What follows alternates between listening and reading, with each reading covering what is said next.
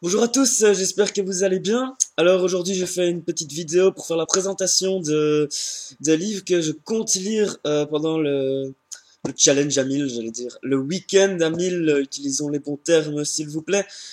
C'est Lily Bookin qui organise ça 4 fois par an si je ne me trompe pas.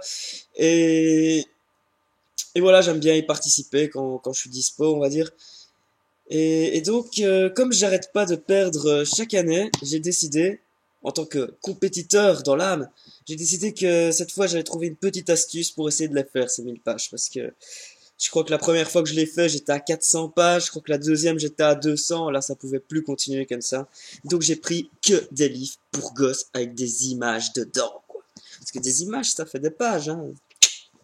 Voilà. Le truc, c'est que je crois qu'en tout, j'ai 1150 pages pour compenser les images. Donc je suis quand même un peu réglo, quoi. On va dire ça comme ça. Alors, je vous présente, donc ils sont quasi tous chez Castor Poche. Je pense que c'est une collection qui n'existe plus maintenant, mais c'était la collection de mon enfance. Il y avait plein. Ils faisaient la petite maison dans la prairie à l'époque, chez Castor Poche. C'était leur best-seller de Castor Poche, quoi. Enfin voilà, c'est bon pour ça. Donc, alors le premier, c'est Balle de Flipper de Betsy Billard. Et non, ce n'est pas une blague. Balle de Flipper de Betsy Billard. Ben oui, ils font déjà des blagues dans le titre et dans le nom de l'auteur, quoi. Je sens qu'on va bien rigoler. Ils font des vannes et tout. Ils font des vannes partout. C'est génial. Apparemment, ça a l'air un peu moins drôle parce que ce sont trois enfants délaissés qui ne se connaissent pas, se retrouvent placés chez les mêmes parents nourriciers. Malgré la chaleur de l'accueil, Carly, Harvey et Thomas. Ah, Thomas!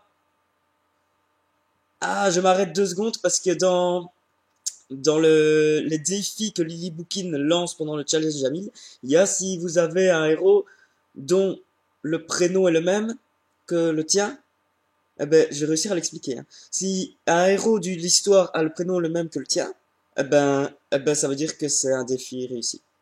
Voilà. Donc il y a Thomas, je m'appelle Thomas, donc c'est bon. Je continue. Donc ils ont l'impression de n'être que des jouets, de véritables balles de flipper. Ah, je pensais que c'était par rapport à l'auteur, quoi. Mais lorsque Harvey sombre dans le désespoir, Carly la rebelle et Thomas le résigné, et je suis pas résigné moi, s'aperçoivent qu'ils peuvent l'aider, lui redonner goût à la vie. Que c'est beau, que c'est beau. J'espère qu'ils vont faire des vannes quand même, hein, parce que s'ils font des trucs un peu cucu,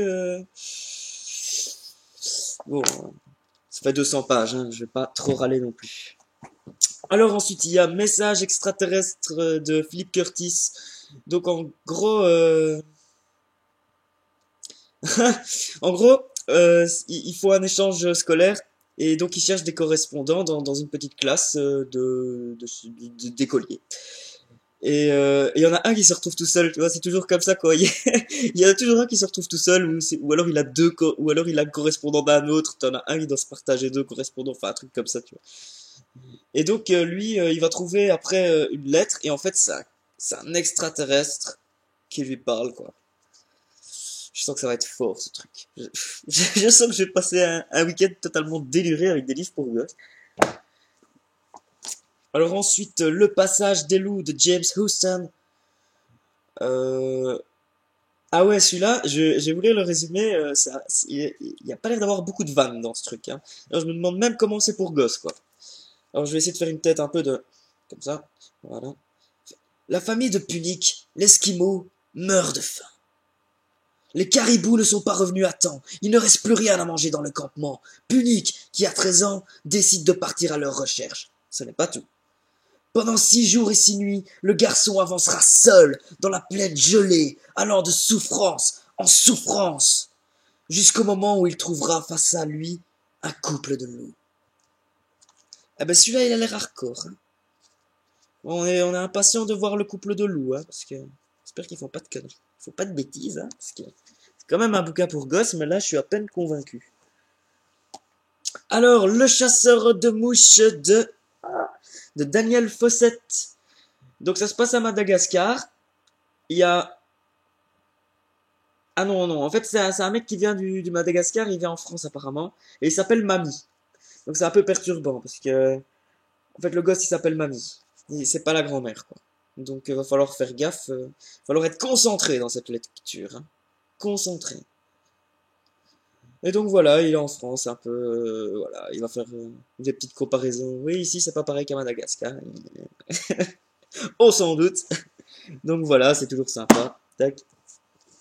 Pour faire découvrir d'autres cultures aux enfants, c'est toujours important. L'odeur de la mer de Philippe Barbeau. Alors là, apparemment, c'est un truc qui se passe dans la classe avec des gosses qui foutent le bordel dans la classe tous les jours. Les instituteurs, ils en ont marre, ça va de remplaçant en remplaçant. Et donc, il y en a un, ben, il l'appelle la taupe. Et les enfants découvrent au fil des jours le plaisir d'une autre école et se lancent ensemble dans l'aventure. Ouais, c'est un peu une version gosse de Cirque des poètes disparus, ou je sais pas. Voilà, voilà, c'est pas très long, hein, tout ça. Ça va aller vite, hein. Je sens que le week-end, il va passer vite, là. Là, je le sens bien. Le bateau maudit de Gérard Guillet. Ah ben là, ça se passe à Madagascar. Et apparemment, il y a des fûts qui sont déposés dans la mer en pleine nuit. Donc, on dirait un truc un peu écologique pour sensibiliser les jeunes à l'écologie, forcément. Et donc voilà, je crois que c'est le plus court que j'ai. 123 pages. Et il y a même des images dedans. Celui-là, il va fuser, hein. Ça, c'est lui en 20 minutes, je crois. Et ensuite, celui qui me fait le plus envie, c'est L'Enfant Océan de Jean-Claude Mourleva. Et donc, bah, je vais lire le résumé, hein, c'est pas trop chiant, je crois. Une nuit, Yann réveille ses 6 frères aînés, tous jumeaux. Alors, quand il y a 6 frères jumeaux, on dit des sextuplés, hein. Je veux pas faire le gars qui sait tout, mais 6 frères jumeaux, c'est un peu hardcore. Donc voilà, je continue. Bref, on fait pas attention. Il faut fuir, leur père a menacé de les tuer. Irrésistiblement attirés par l'océan, les 7 enfants marchent vers l'ouest. De l'assistante sociale au routier qui les prend en stop, du gendarme alerté de leur disparition à la boulangère qui leur offre du pain, chacun nous raconte à sa façon un peu de leur incroyable équipée. Donc voilà, c'est un petit roman d'aventure et apparemment, lui, ses jambes elles fonctionnent pas. À mon avis, c'est un petit truc comme ça. Mais ce que je comprends pas, c'est que s'il y a 6 frères tous jumeaux et ils ont pas la même taille en fait. Donc c'est vraiment des c'est des faux sextuplés quoi.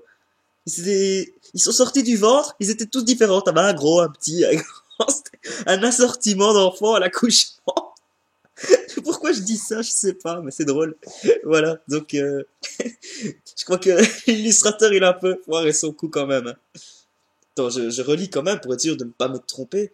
Une nuit, Yann réveille ses 6 frères aînés, tous jumeaux. Bah oui, les 6 frères sont jumeaux, ils sont sextuplés, mais oui, mais c'est pas possible ça, hein.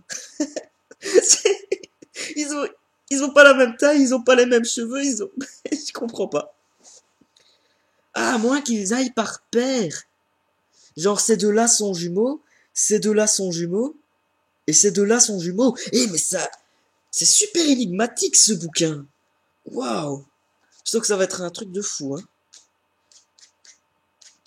Eh ben, il me fait vraiment envie, hein, celui-là, parce que j'ai trop envie de savoir qui est jumeau avec qui et tout. Waouh! C'est le secret story de l'enfant océan, hein. Ça a l'air pas mal. Allez, je vais arrêter de dire toutes les conneries. Donc voilà, si vous avez envie de participer au challenge, au week-end à 1000, eh ben c'est ce week-end. Alors je mets le petit lien là pour s'inscrire et venez, hein. On va tous sur Facebook aussi. Tu tapes week-end à 1000 sur Facebook et c'est bon. Voilà, voilà.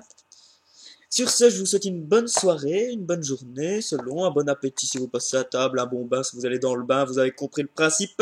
Ciao, ciao, à la prochaine.